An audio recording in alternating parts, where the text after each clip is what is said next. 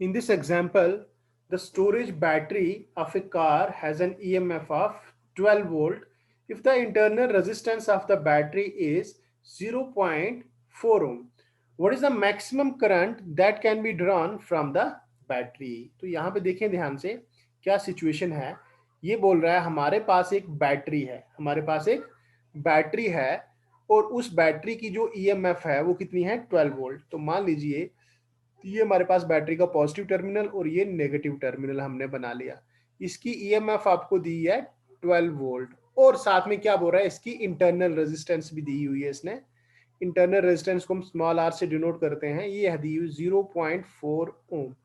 ये हमारे पास जो इंटरनल रेजिस्टेंस रहती है, इंटरनल रेजिस्टेंस, ये जो इंटरनल रेजिस्टेंस रहती है किसकी वजह से रहती है? जो बैटरी के अंदर जो केमिकल रहता है, बैटरी के अंदर जो केमिकल रहता है उसकी वजह से। क्योंकि जो बैटरी के अंदर जो इलेक्ट्रोलाइट जो केमिकल रहता है उसको आप परफेक्ट कंडक्टर नहीं मान सकते, मतलब उसकी रेजिस्टेंस को आप बिल्कुल नेग्लेक्ट नहीं कर सकते।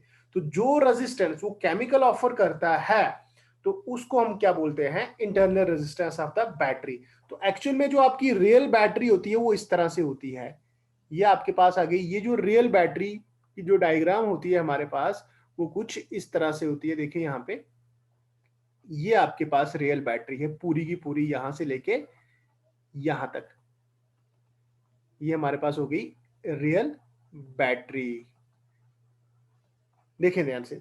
अब ये आपको बोल रहा है कि what is the maximum current that can be drawn from the battery. तो इस बैटरी से मैक्सिमम करंट आप कितनी ड्रॉन कर सकते हो? मान लो ये टर्मिनल अगर आपके पास एक्स है और ये टर्मिनल वाई है, दो टर्मिनल है। अगर मान लीजिए अगर आप लोग यहाँ एक रेजिस्टेंस लगाते हैं, इसके क्रॉस अगर मैं रेजिस्टेंस लगा रहा हूं, ये मैंने एक रेजिस्टेंस लगा ली, एक्सटर्नल कोई लोड लगा लिया, कोई बाहर से कोई लोड लगा ले, कोई भी इलेक्ट्रिकल डिवाइस लगा ली, मान लो मैंने रेजिस्टर लगा लिया है और इसकी रेजिस्टेंस आर है।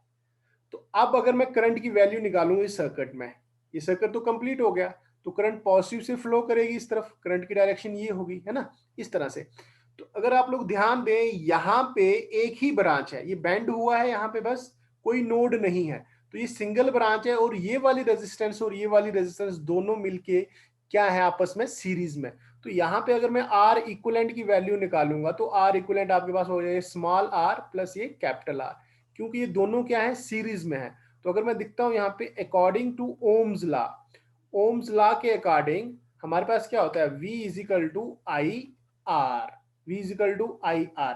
तो I की वैल्यू मेरे पास हो जाएगी V अपान आर इक्वलेंट। ठीक है, तो बच्चे V की वैल्यू तो आपके पास है 12 वोल्ट, ठीक है, और डिवाइडेड बाई आपके पास R इक्वलेंट किसके बराबर है?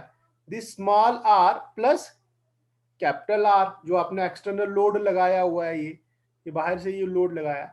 तो बच्चे देखो आई मैक्सिमम, ये चीज मैक्सिमम कब होगी? ये चीज मैक्सिमम तब होगी, देखो इसको तो इग्नोर नहीं कर सकते, ये ऑलरेडी है आपके पास।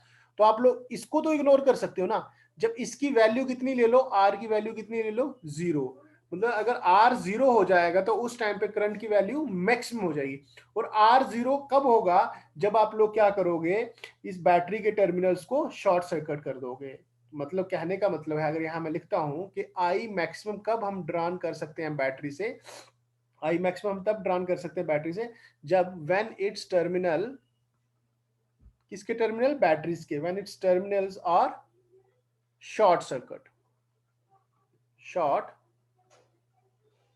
सर्किट अगर आप लोग इसको कर दो तो उस टाइम पे आप लोग बैटरी से मैक्सिमम करंट ड्रा कर सकते हो। तो यहाँ पे ये जो डायग्राम है मेरे पास, तो यहां से मैं इसको हटा दूंगा, तो इन दोनों पॉइंट्स को एक वायर से कनेक्ट कर दूंगा, जिसकी वायर की रेजिस्टेंस कितनी होगी? जीरो, मतलब वायर की रेजिस्टेंस ही नहीं होगी। तो मतलब डायरेक्ट आप लोग यहां से इसको ऐसे कनेक्ट कर दें, तो ये आपने शॉर्ट सर्किट कर दिया।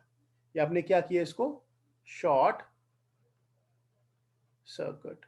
तो इस चीज का आपको ध्यान रखना है कि मैक्सिमम करंट किसी भी बैटरी से कब फ्लो होती है? जब उस बैटरी के टर्मिनल्स को हम लोग क्या कर देते हैं? Short circuit. तो अगर यहाँ पे अगर मैं मैक्सिमम करंट की वैल्यू निकालूं, न्यूमेरिकल वैल्यू निकालूं, तो मेरे पास बच्चे आई आपके पास आ जाएगी value, I maximum is equal to V बोले तो ईएमएफ आपको कितनी दी है? 12 वोल्ट डिवाइडेड बाई, और रेजिस्टेंस कितनी लेनी है आपको? 0.4, ये आपकी रेजिस्टेंस आ गई। तो आप इसको लिख सकते हो 12 डिवाइड बाई 4 मल्टीप्लाइड बाई, ऊपर 10 लीजिए, 4 और ये 3, तो बच्चे ये आपके पास आ रहा है 30 एम्पेयर, ये आपके पास आंसर होगा। 30 एम्पेयर आप इसमें से मैक्सिमम करंट ड्रॉन कर सकते हो।